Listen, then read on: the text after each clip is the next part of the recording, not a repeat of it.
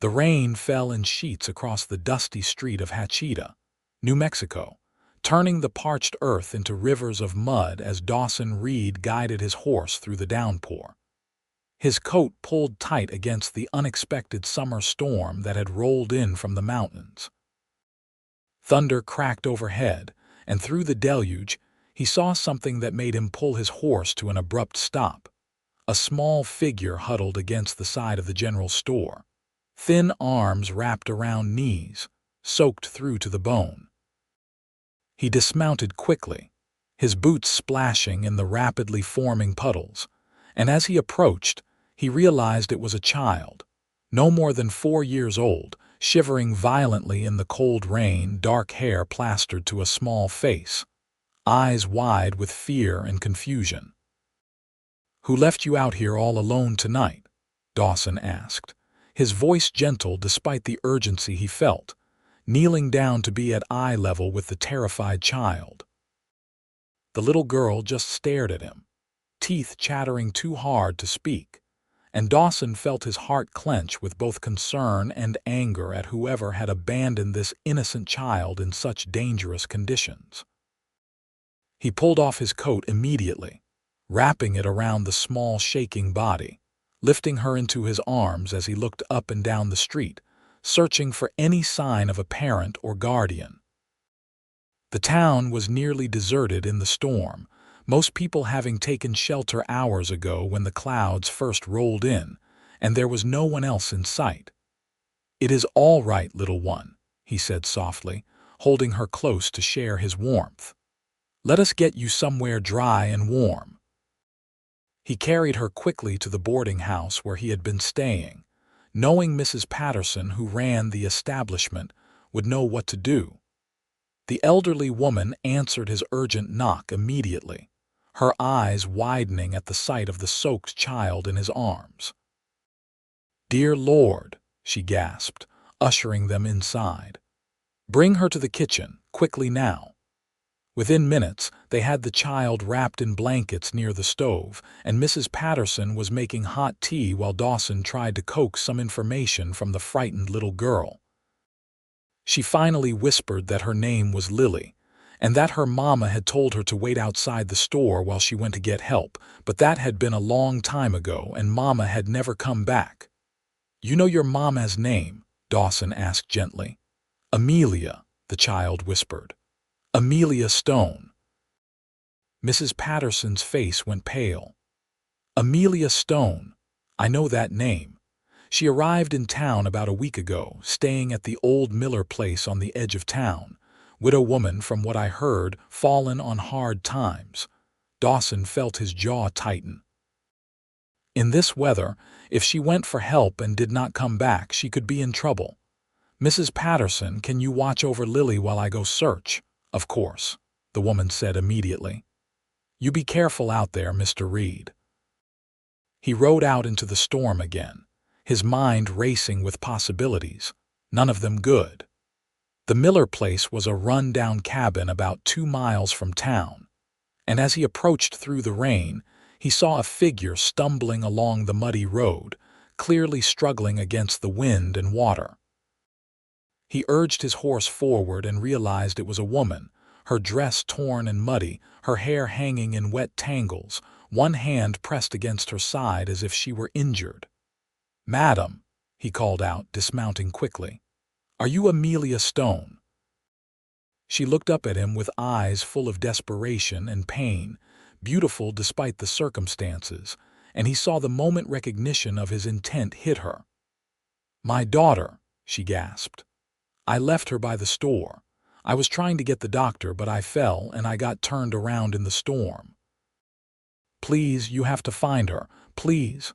"She is safe," Dawson said quickly, catching her as she nearly collapsed. "I found her and took her to the boarding house. She is warm and safe with Mrs. Patterson." The relief that flooded Amelia's face was so profound that tears mixed with the rain on her cheeks. "Thank God," she whispered. "Thank God." He helped her onto his horse, climbing up behind her to hold her steady, and felt her trembling not just from cold but from what he suspected was pain and exhaustion. As they rode back toward town, he asked, "Are you hurt?" "I think I may have broken a rib when I fell," she admitted, her voice tight. "It was stupid of me. I should have brought Lily with me, but she was already so tired, and I thought it would be faster if I went alone. The doctor lives on the other side of town, and our cabin was flooding.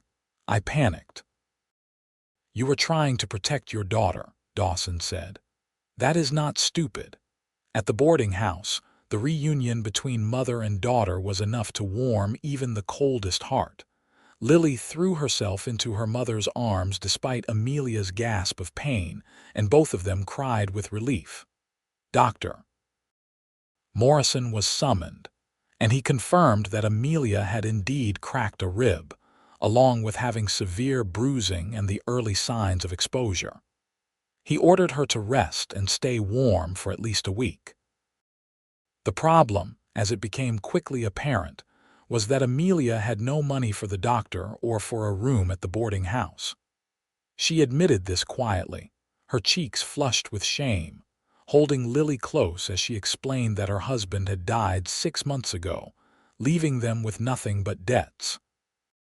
She had been traveling west hoping to find work, but had run out of funds in Hachita, and had been trying to figure out what to do next when the storm hit, and their temporary shelter at the abandoned Miller place had started flooding. "I can work," she said desperately. "I am a good cook, and I can clean and I can sew. I just need a chance. I will pay back every cent once I can find employment." Mrs. Patterson looked at Dawson, and he found himself speaking before he had fully thought it through. "I will cover the expenses," he said. "The room, the doctor, whatever they need." Amelia's eyes went wide. "Sir, I cannot possibly accept such charity. I do not even know you."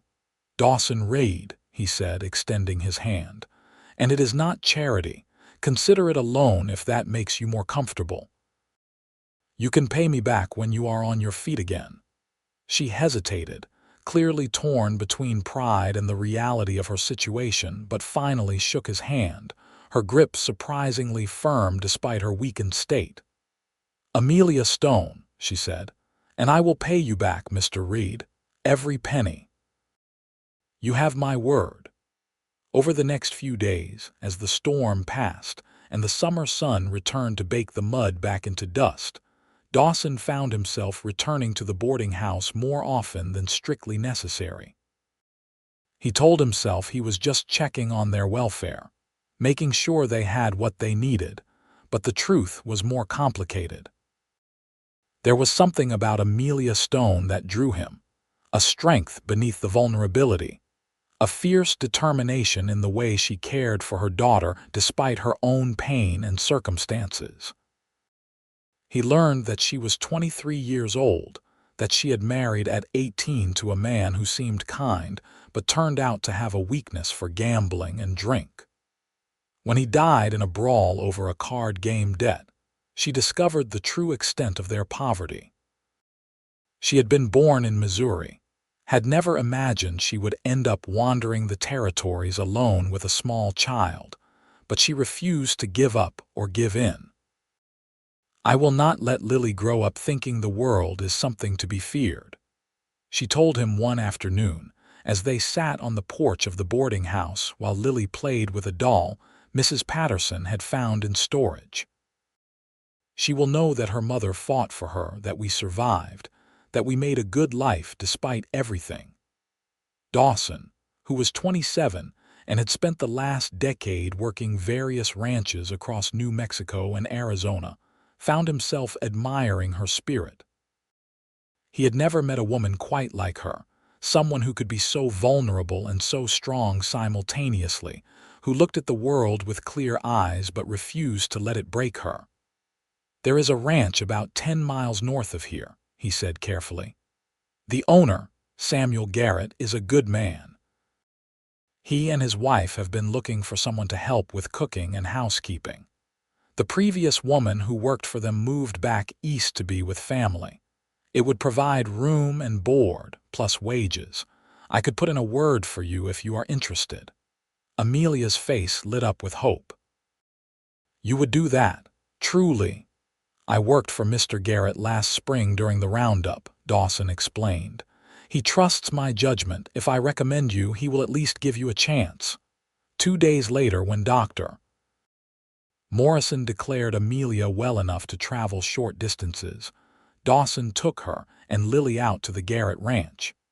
It was a prosperous spread with a sturdy ranch house, several outbuildings, and good grazing land stretching to the foothills. Samuel Garrett was a weathered man in his 50s with kind eyes, and his wife Martha was a plump, cheerful woman who took to Lily immediately. They hired Amelia on the spot after tasting her biscuits and hearing her story. The job came with a small cabin on the property that had previously housed ranch hands, which would give Amelia and Lily their own space and privacy. The relief on Amelia's face when the arrangement was settled made something warm bloom in Dawson's chest. "I do not know how to thank you," she said to him as they stood outside the cabin that would be her new home. "You have saved our lives, Mr. Reed. I mean that literally." "Dawson," he corrected. "And you saved your own life. You just needed a bit of help along the way. We all do sometimes." He had planned to move on after delivering Amelia to the ranch. He had been traveling to California to meet up with a friend who had promised work on a horse ranch near Sacramento.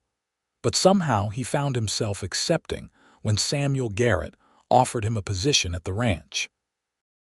It was good work, he told himself. Fair wages, honest labor, a decent place to sleep. The fact that it meant he would see Amelia regularly had nothing to do with it. At least, that was what he tried to tell himself. As summer deepened into August, Dawson found his days falling into a comfortable rhythm. He worked with the cattle and horses, mended fences, helped with the various tasks that came with running a ranch, and in the evenings, he often found himself at Amelia's cabin, ostensibly to check if she needed anything, but really just to talk. They spoke of everything and nothing, sharing stories of their pasts, their hopes for the future, their views on the world. Lily grew comfortable with him too, and would run to greet him when he arrived, chattering about her day, showing him treasures she had found, asking him to lift her onto the fence so she could watch the horses. "You are good with her," Amelia observed one evening as they sat on the porch steps while Lily chased fireflies in the gathering dusk. "She is an easy child to be good with," Dawson replied. "She has her mother's spirit." Amelia was quiet for a moment, then said softly, "I need to speak with you about the money, the debt I owe you." "There is no rush," he said quickly. "Please let me finish." She turned to face him, her expression serious. "I have been saving every penny I can from my wages. I should be able to start paying you back within a few months, and I want to establish a schedule, a formal agreement. I need you to know that I take this debt seriously." "Amelia," he said, and the use of her first name made her pause. "I never expected you to repay me. I helped because it was the right thing to do, not because I wanted to profit from your misfortune. And that is exactly why I must repay you," she said firmly. "Because you are a good man, and good men should not be taken advantage of, even unintentionally. My pride has already taken enough of a beating. Let me keep this much of it intact." He saw the determination in her eyes and knew she would not be swayed. "Very well," he agreed, "but there is no interest and you pay when you can without putting yourself or Lily in any kind of hardship." "Those are my terms." She smiled, a real smile that transformed her face from merely pretty to genuinely beautiful. "Deal, Mr. Reed." "Dawson," he corrected again, and her smile widened. "Deal, Dawson." As August turned to September, Dawson began to realize that what he felt for Amelia was far more than simple concern or friendship.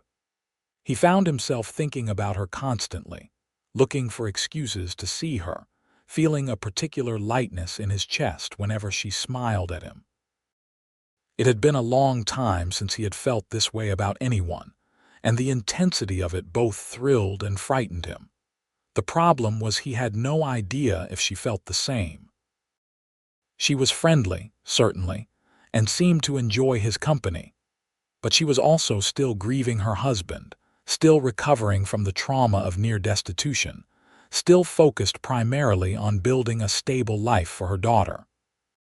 He did not want to presume or push or make her uncomfortable, especially given how much he had helped her. The last thing he wanted was for her to feel obligated to return his feelings out of some misplaced sense of gratitude. So he kept his feelings to himself and tried to be content with friendship. But then came the evening in late September when everything changed. He had been helping to move some cattle to a different pasture and returned to the ranch later than usual, dusty and tired.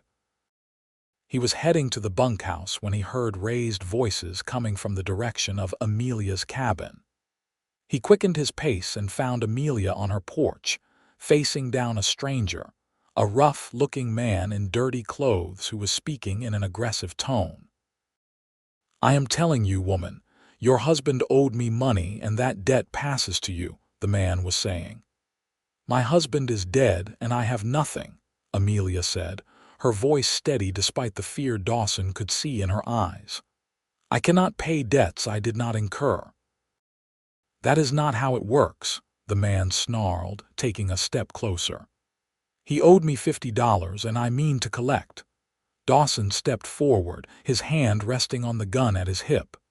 "The lady said she cannot help you," he said, his voice calm but carrying an unmistakable edge. "I suggest you move along." The stranger turned, sizing Dawson up, and apparently decided the odds were not in his favor. "This is not over," he spat at Amelia. "I will get what I am owed. If you set foot on this property again, you will answer to me and to Mr. Garrett," Dawson said. "And I promise you, that is a fight you will not win." The man glared but backed away, mounting a scraggly horse and riding off into the fading light. Dawson watched him go, then turned to Amelia, who had sunk down onto the porch steps, shaking. "Are you all right?" he asked, sitting beside her. "I do not know," she admitted. "I never met that man before. I have no idea if my husband truly owed him money or if he is simply trying to take advantage. And even if the debt is real, I have no way to pay it. I barely have enough saved to begin repaying you." "Do not worry about repaying me," Dawson said. "And do not worry about that man. I will speak to the sheriff tomorrow, make sure he knows to watch for trouble. You and Lily are safe here." She looked at him, and there was something in her eyes that he had not seen before, a softness, a warmth that made his heart beat faster. "You are always protecting us," she said quietly. "From the storm, from poverty, from men like that. Why, Dawson? Why do you care so much?" He knew this was the moment. He could deflect, make a joke, change the subject, keep his feelings hidden and safe. Or he could be honest, risk rejection, but at least she would know the truth. "Because I have fallen in love with you," he said, the words coming out more raw and vulnerable than he intended. "I have tried not to. I did not want to make you uncomfortable or feel pressured, especially after everything I have helped with. But you asked, and I cannot lie to you. I think about you every moment of every day. You and Lily, you have become everything to me, and if you do not feel the same, I will accept that and never mention it again. But you deserve to know the truth." For a long moment she just stared at him, and he felt his heart sinking, certain he had ruined everything. But then she reached out and took his hand, threading her fingers through his. "I thought I was imagining it," she whispered. "I thought it was just wishful thinking on my part. I have been so afraid to hope, so afraid to feel anything after everything that happened with my husband. But Dawson, you are nothing like him. You are kind and honorable and strong, and you make me feel safe in a way I have never felt before. And yes, I have feelings for you too." I have been falling for you since that first night when you found Lily, when you could have just walked past, but instead you stopped and cared. I think I started loving you then, and I have been loving you more every day since." The relief and joy that flooded through him was almost overwhelming. He cupped her face gently in his hands, searching her eyes to make sure he understood correctly, and saw his own feelings reflected back at him. "May I kiss you?" he asked. "Yes," she breathed, and he leaned in, capturing her lips in a kiss that was tender and sweet and full of all the longing he had been holding back for months. When they finally pulled apart, both breathless, Amelia laughed softly. "What are we doing, Dawson Reed?" "I think we are starting something," he said, smiling. "Something good." "I think so too," she agreed, resting her head on his shoulder. "I think so too." From that night forward, they were inseparable. They courted properly, spending time together in the evenings, taking walks with Lily, sharing meals, getting to know each other in deeper ways.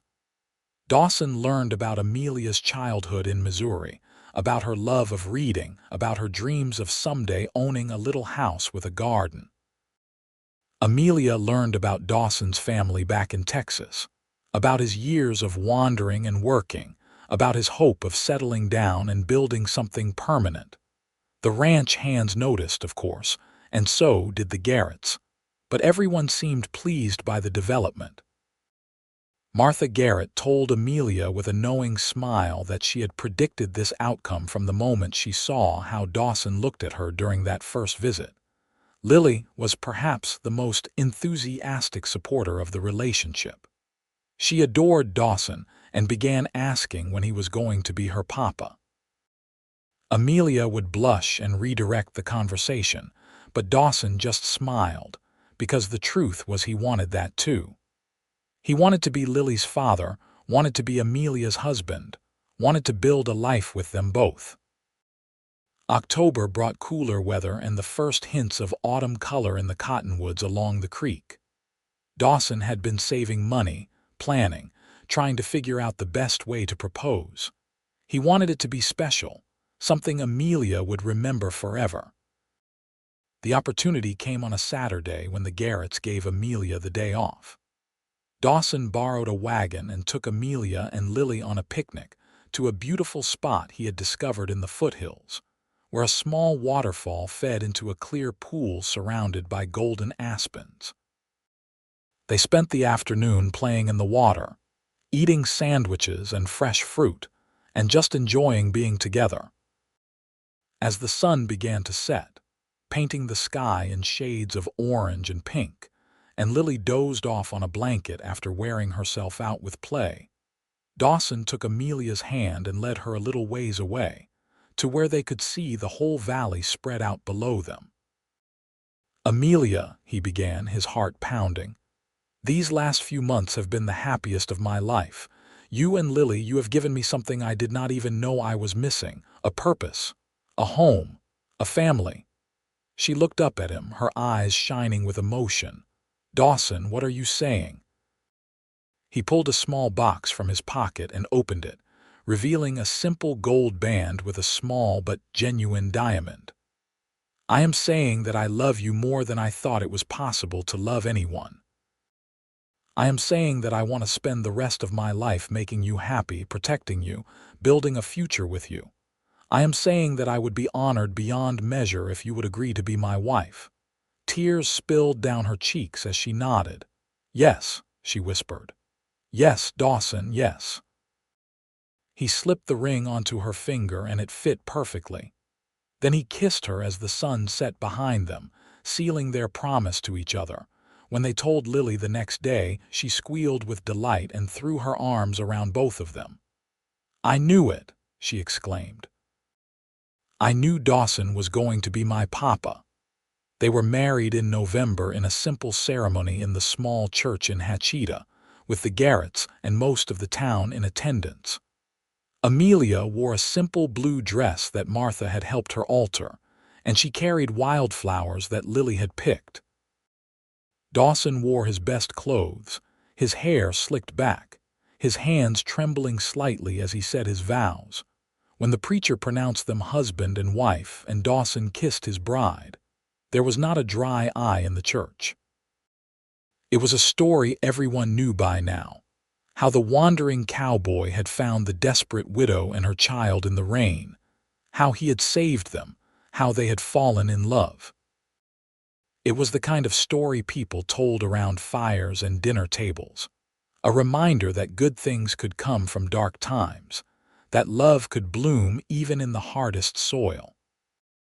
Samuel Garrett gifted them a piece of land on the edge of his property, 20 acres that Dawson could use to start building his own herd and homestead.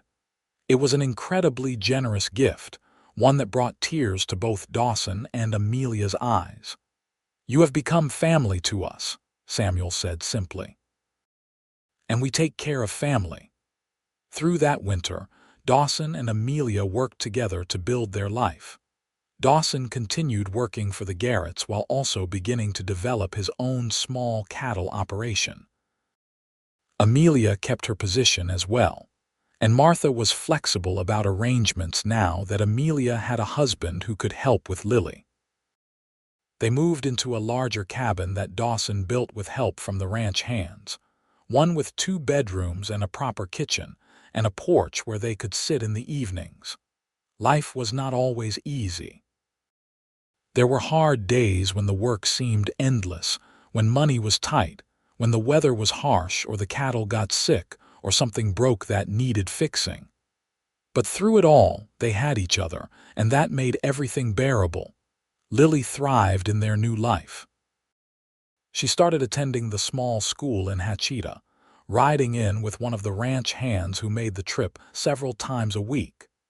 She was bright and eager to learn, and her teachers said she had a gift for reading and writing. Dawson was as proud as any biological father could be, attending every school program, helping with every lesson, loving her as completely as if she had been born his own daughter. In the spring, Amelia discovered she was pregnant. The joy on Dawson's face when she told him was something she would treasure forever. He was gentle and attentive throughout the pregnancy, doing everything he could to make her comfortable, worrying over every little thing. Their son was born in December, a healthy baby boy with Dawson's dark hair and Amelia's eyes. They named him Thomas Daniel Reed, and Lily was utterly entranced with her baby brother, wanting to help with everything. "We are a real family now," Lily said one evening as she carefully held Thomas while sitting on the sofa, Dawson on one side and Amelia on the other. "We were always a real family," Amelia corrected gently. "From the moment Dawson became part of our lives." "I know," Lily said. "But now we are a bigger family, a more complete family." Dawson reached over and ruffled her hair affectionately. "The size does not matter, sweetheart. What matters is the love, and we have plenty of that." As Thomas grew from infant to toddler, Dawson's cattle operation expanded. He worked hard, reinvesting profits, buying more land when a neighboring property became available, building his herd slowly but steadily. Amelia eventually stopped working for the Garretts to focus on their own household and the children, though she remained close friends with Martha. Lily grew into a lovely young woman, bright and kind and strong like her mother. She never forgot those early desperate days, and it made her compassionate toward others who were struggling. She often spoke of wanting to be a teacher when she grew up, to help children the way she had been helped. Thomas was a handful, energetic and curious, and always getting into mischief, but he had a good heart and worshipped his father, following Dawson around whenever he could, learning about ranching and cattle and horses. When Lily was 12 and Thomas was 6, Amelia gave birth to twin girls, Grace and Hope. The name seemed fitting for children born to parents who had found each other in darkness and built a life in the light. The girls were identical, with their mother's auburn hair and their father's steady temperament. The ranch continued to prosper. Dawson proved to have a gift for breeding cattle, developing a reputation for quality stock that brought buyers from across the territory. They were never wealthy in the traditional sense, but they were comfortable, secure, able to provide for their children and help others when needed. Years passed in the way they do, marked by seasons and harvests, birthdays and holidays, the small and large moments that make up a life. Lily went to teacher's college in Santa Fe, came home to teach at the school in Hachita, and eventually married a kind young man named Peter who worked at the bank. Thomas took over more and more of the ranch operations as he grew older, proving to be as capable as his father. The twins were inseparable, bright and mischievous, keeping everyone on their toes. Through it all, Dawson and Amelia's love never wavered. If anything, it grew deeper and richer with time, tempered by shared struggles and shared joys, by the life they had built together from nothing. One evening, when they were both in their 40s, they sat on the porch of their home watching the sunset, just as they had done countless times before. The children were all occupied with their own activities, and it was a rare moment of peace and quiet. "You ever think about that night?" Amelia asked, her head resting on Dawson's shoulder. "The night you found Lily in the rain, all the time," Dawson admitted. "I think about how easily I could have ridden past, been too focused on getting out of the storm to notice her. I think about how different life would be if I had." "I think about it too," Amelia said softly. "I was so desperate, so frightened. I thought we were going to die out there, that I had failed my daughter in the worst possible way. And then you appeared, like an answer to a prayer I had not even finished praying." "I was lost too in my own way," Dawson said. "I had been wandering for so long, never settling, never connecting. I thought that was what I wanted, that freedom, but I was just lonely and did not know it. You and Lily, you gave me a reason to stay in one place. You gave me a home." Amelia lifted her head to look at him, reaching up to touch his face tenderly. "We saved each other," she said. "That is what I believe. We were both drowning in different ways, and we reached out and pulled each other to safety." He kissed her, slow and sweet, a kiss that held decades of love and commitment and partnership. "Best decision I ever made," he murmured against her lips, "getting off that horse and asking who left you out there all alone." "Best thing that ever happened to me," she replied, "was you finding us when we needed you most." They sat in comfortable silence after that, watching the sky fade from gold to pink to purple, the stars beginning to emerge one by one. Somewhere in the house, they could hear the twins laughing, Thomas talking to someone, the sounds of their family, their life, the incredible gift that had grown from one moment of compassion on a rainy night. As the years continued to roll forward, the Reed family became a fixture in Hachita and the surrounding area. Dawson was known as a fair and honest rancher, someone who could be trusted, who would help a neighbor in need, who treated his workers with respect and paid them fairly.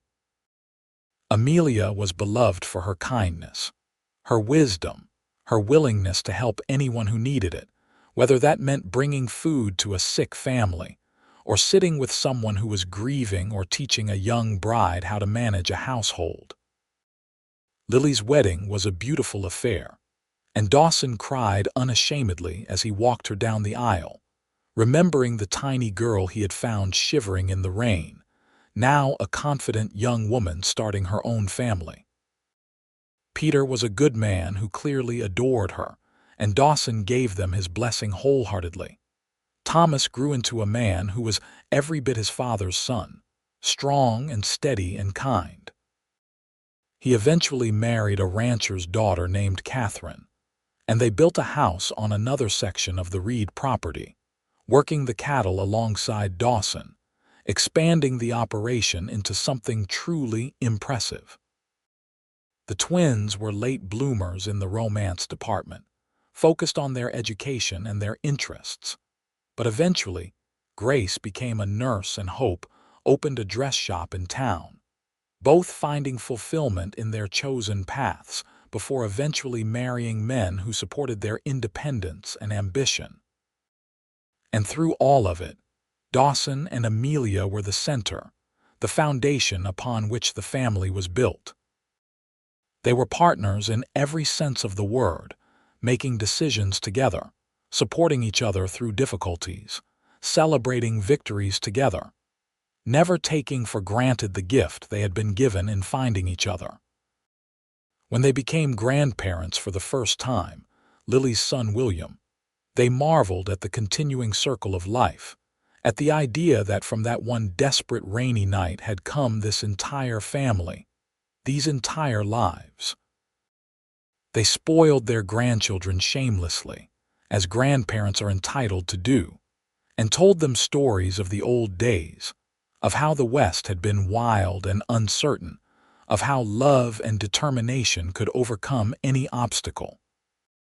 The ranch continued to grow and prosper under Thomas's increasingly capable management, and Dawson was able to step back somewhat, though he never fully retired.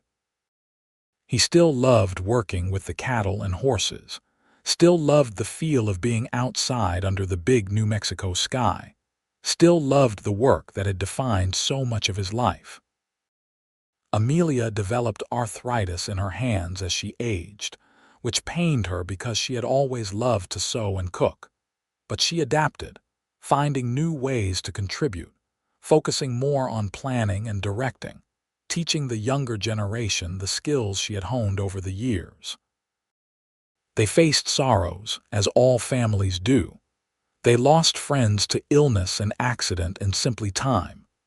Samuel Garrett died when Dawson was 50, and it hit him hard, losing the man who had been both employer and mentor and friend. Martha followed 3 years later, and Amelia wept at her funeral, remembering how kind she had been during those early uncertain days. But there were more joys than sorrows, more light than darkness. More grandchildren arrived, each one loved and celebrated. The twins both had children, as did Thomas and Catherine. The Reed family spread out across the land like roots from a strong tree, interconnected and supportive and growing. On their 25th wedding anniversary, their children threw them a party that seemed to include half the county.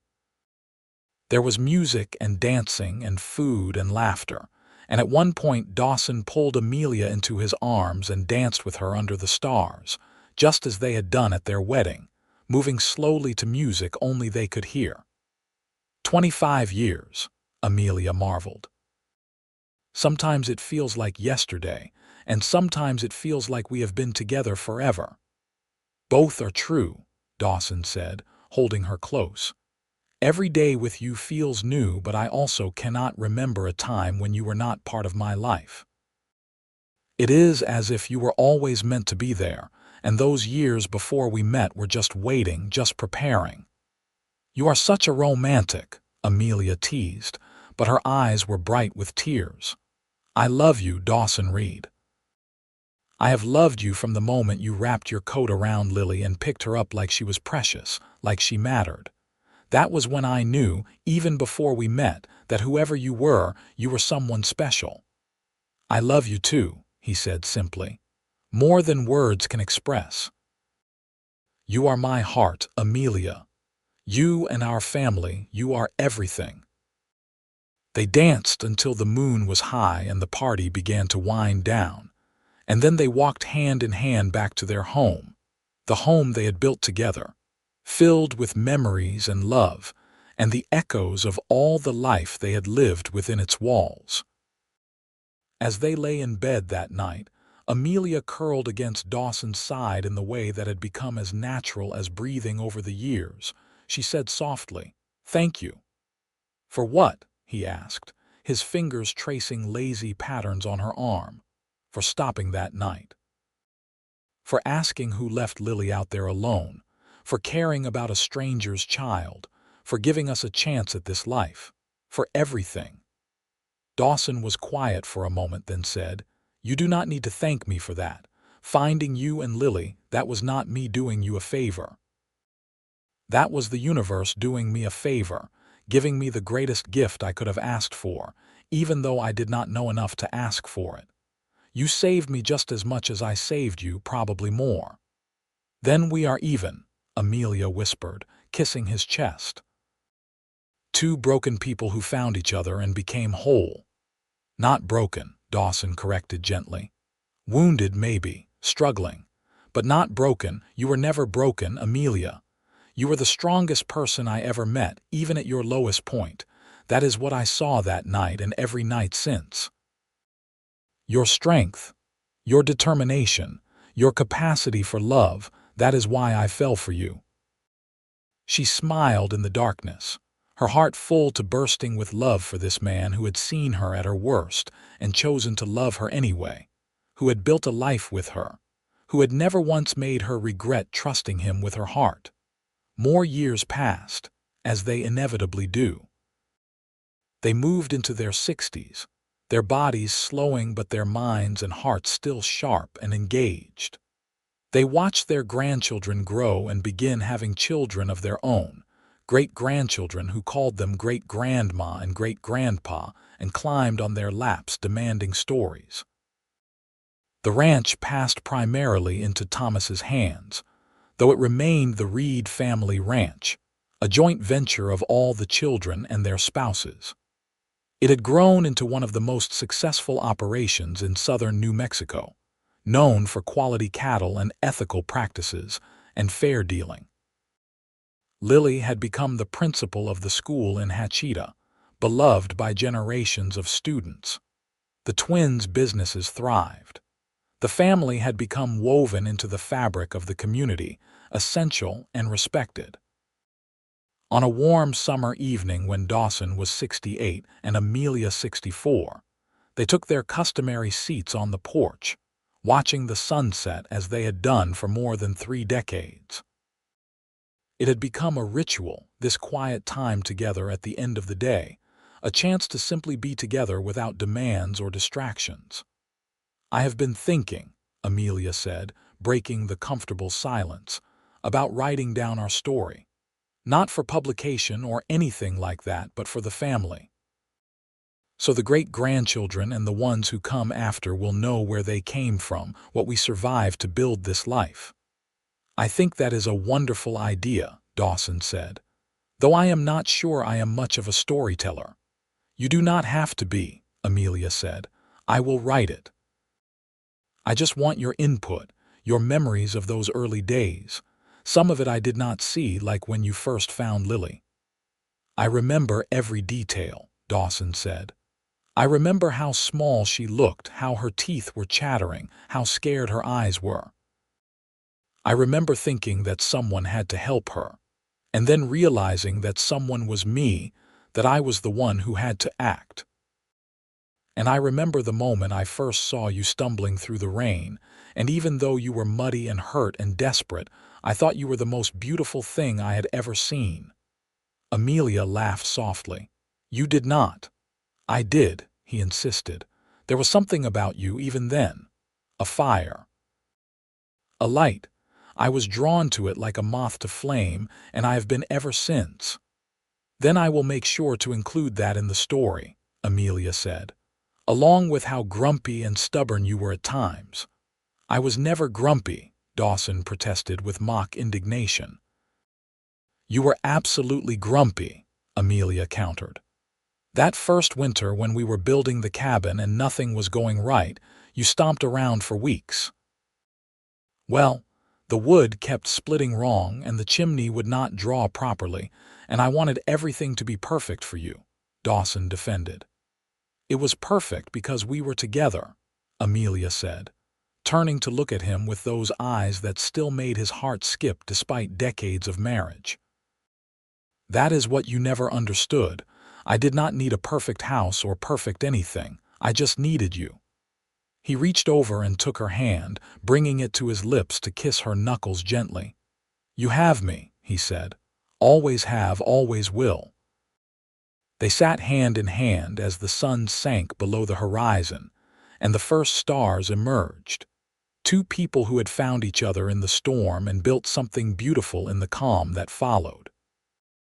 Amelia did write their story, painstakingly documenting everything from that rainy night to the present, including details from Dawson's perspective that she had never fully known before. It became a treasured family heirloom, passed down through generations, a reminder of where they came from and what love could accomplish. As they moved into their 70s, their health remained relatively good, though they both slowed down considerably. Dawson's knees ached from decades of riding and ranching. Amelia's arthritis worsened, and she sometimes had trouble with her breathing. But they were still themselves, still engaged with life and family, still deeply in love. They celebrated their 40th anniversary surrounded by more than 80 family members, including children, grandchildren, and great-grandchildren. It was a massive gathering, requiring rented tables and a whole steer to feed everyone, but it was joyful and warm and full of laughter. Thomas stood up to give a speech, his voice thick with emotion. "I never knew my father before my mother," he said, "but everyone who did says he was a wanderer, someone who never settled down, never put down roots. Then he found my mother and my sister in a storm, and everything changed. He became a husband, a father, a rancher, a pillar of this community. He showed me what it means to be a man of honor and integrity. And my mother, who survived so much before my father found her, who could have become bitter or defeated, instead became the kindest, strongest woman I know. Together, they taught us that love is not just a feeling.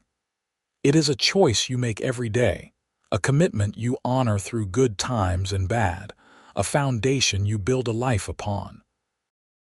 We are all here because of the choice they made to love each other, and I hope we can honor that by loving each other just as fiercely."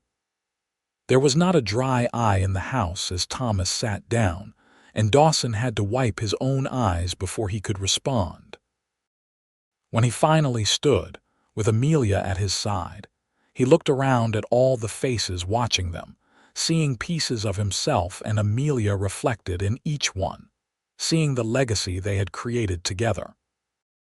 40 years ago, he began, his voice surprisingly steady, "I married the woman I loved, and I thought I understood what that meant. But I have learned over these decades that love is not a single thing you understand all at once. It is layers upon layers, revealed gradually over time. It is the small moments as much as the grand gestures. It is holding hands on the porch at sunset.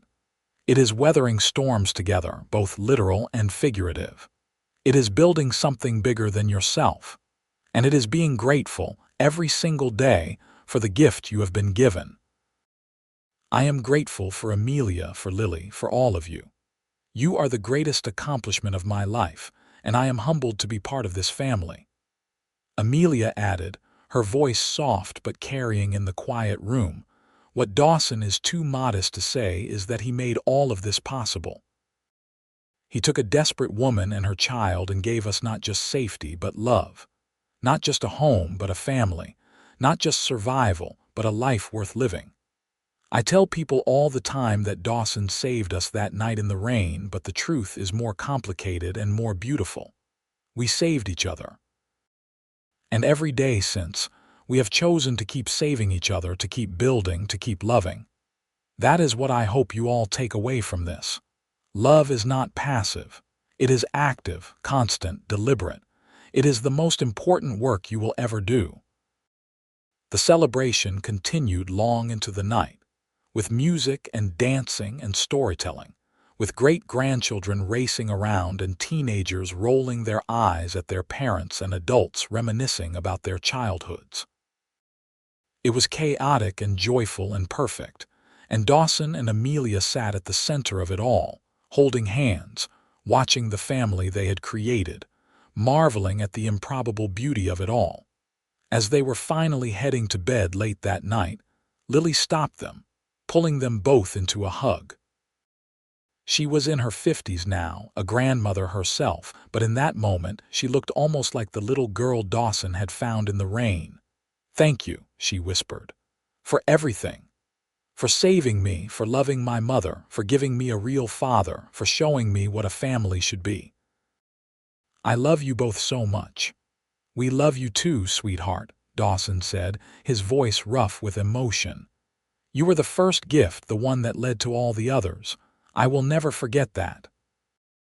After Lily left, Amelia and Dawson walked slowly to their bedroom, helping each other in the way they had learned to do as their bodies aged, patient with each other's limitations. In bed, they lay facing each other in the darkness, close enough to feel each other's breath. 40 years, Amelia said wonderingly. "How did it go so fast?" "Because we were happy," Dawson said simply. "Happy time always goes faster. Are you happy?" she asked, even though she knew the answer.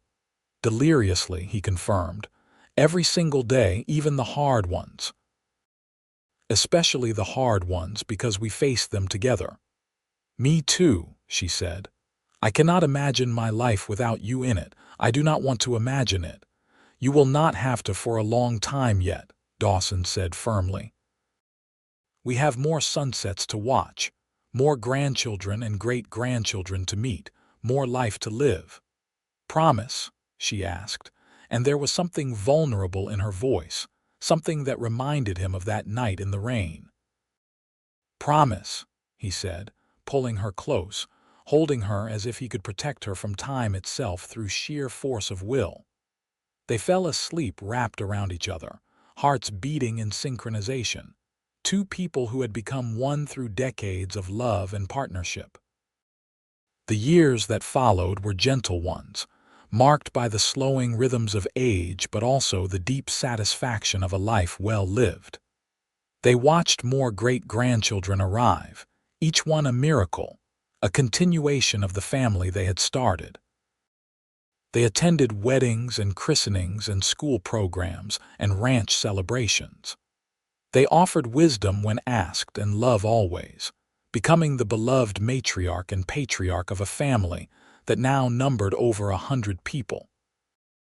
Dawson's health began to decline when he was 76, his heart weakening after so many years of hard work. The doctors said he needed to rest, to take it easy, but it was hard for a man who had been active his whole life to suddenly be still. Amelia nursed him patiently, and the family rallied around them, making sure they had everything they needed. "I am not ready to go yet," Dawson told Amelia one afternoon as they sat together on the porch, his favorite place. "There is still too much I want to see, too much time I want with you." "Then do not go," Amelia said fiercely, gripping his hand. "Stay with me. We have defied odds before. We can do it again." And somehow he did. Through sheer stubbornness and excellent medical care and the power of love, Dawson recovered enough to have several more good years. They were more limited than before, taking life slower, but they were years nonetheless, and they treasured every moment. Amelia's health held better than Dawson's, though her arthritis was severe by then, and she moved slowly. But her mind remained sharp, and she continued to be the heart of the family, the one everyone turned to for advice and comfort and wisdom. On a spring evening when Dawson was 80 and Amelia 76, they sat on the porch as they had done thousands of times before. The sun was setting in shades of gold and rose, and the air was soft and warm, carrying the scent of the desert flowers that bloomed after the spring rains. "You remember," Dawson said, "that picnic we took to the waterfall, the day I proposed?" "Of course I remember," Amelia said. "I remember everything, every moment, every conversation, every kiss. It is all stored in my heart." "Good," Dawson said, satisfaction in his voice.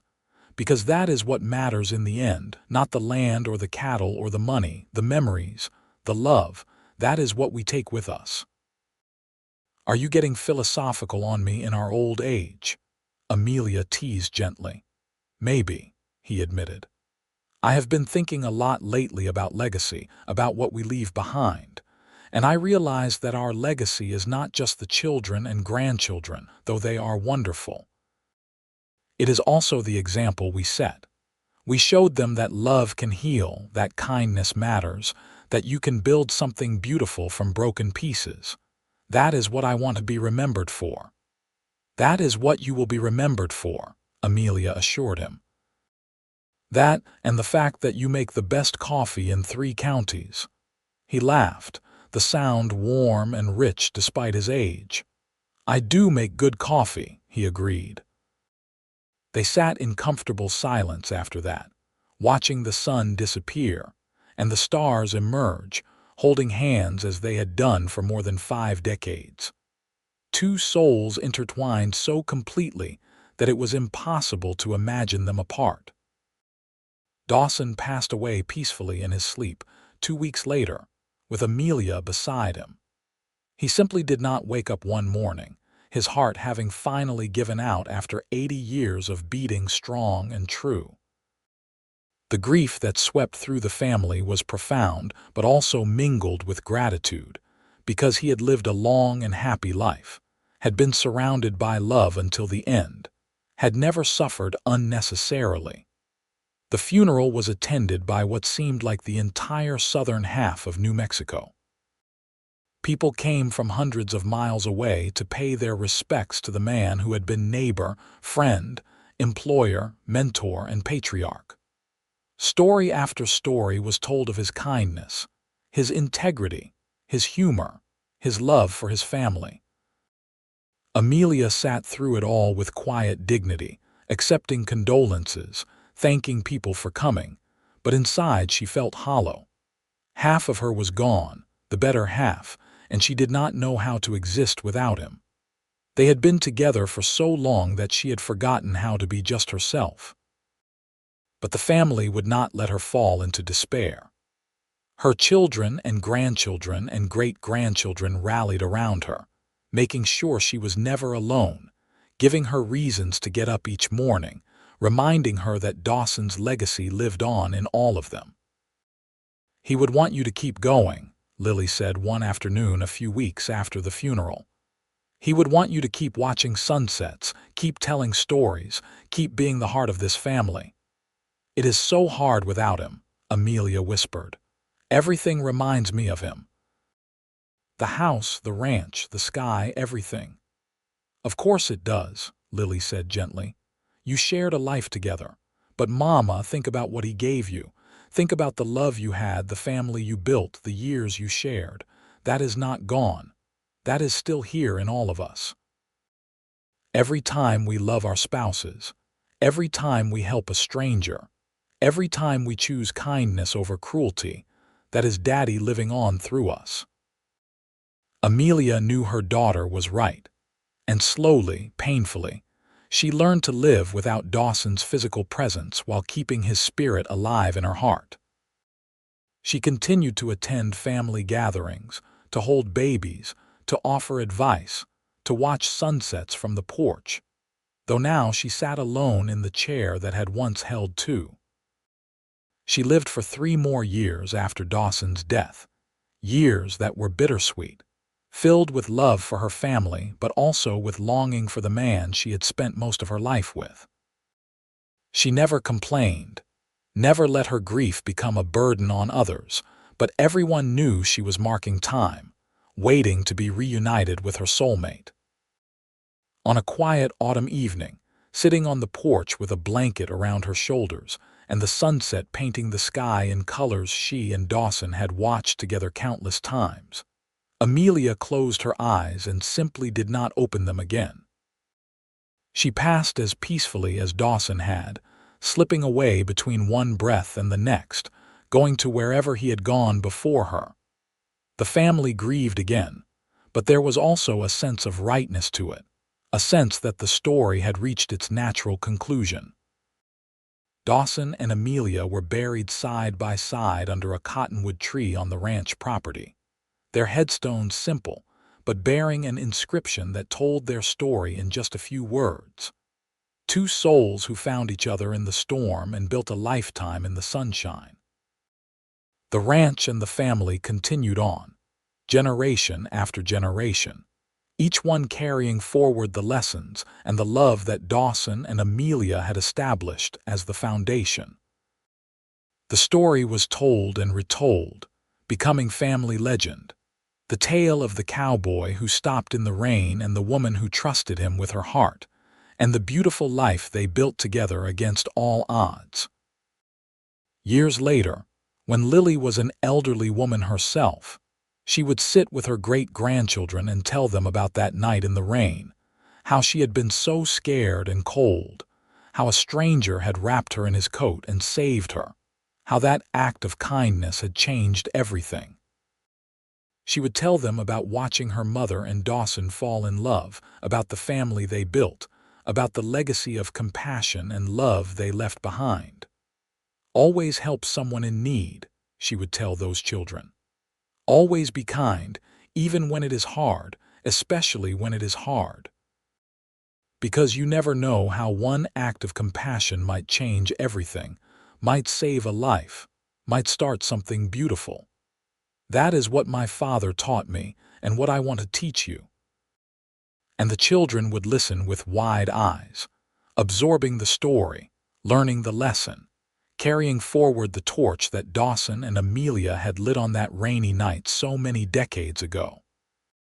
The Reed family remained a prominent part of southern New Mexico for generations to come, ranchers and teachers and business owners and community leaders, all of them connected by blood and by the story of their founding, the tale of two people who refused to give up even when things seemed darkest, who chose love over fear, who built something lasting and true. And sometimes, on rainy summer evenings when the storms rolled in from the mountains, family members would stand on their porches and remember that night, that first night, when a cowboy asked who left you out here all alone and changed the course of countless lives with his compassion. They would remember that love was possible even in the hardest times, that families could be built from broken pieces, that kindness was never wasted, and that the best things in life often came from the simplest acts of human decency. The story of Dawson Reed and Amelia Stone became more than just family history.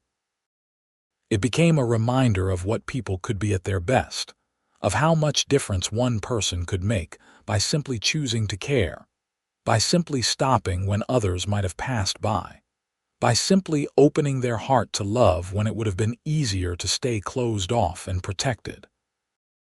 In the end, that rainy night in Hachita, New Mexico, became the beginning of everything good that followed, the foundation stone upon which an entire family was built, proof that even in the wild and unforgiving West, love could flourish, families could thrive, and happy endings were possible for those brave enough to reach for them. Dawson and Amelia's love story lived on not just in the memories of those who knew them, but in the very way their descendants approached the world, with open hearts and helping hands, with compassion and courage, with the unshakable belief that love was the most powerful force in the universe, capable of transforming lives and building legacies that would endure for generations. And so the tale that began with a small child waiting in the rain and a cowboy who asked who left you out here all alone became a story of redemption, of love, of family, of everything that made life worth living, proving that sometimes the greatest adventures do not involve grand quests or epic battles, but simply two people finding each other in the darkness and choosing to walk into the light together, hand in hand, heart to heart, for all the days they were given.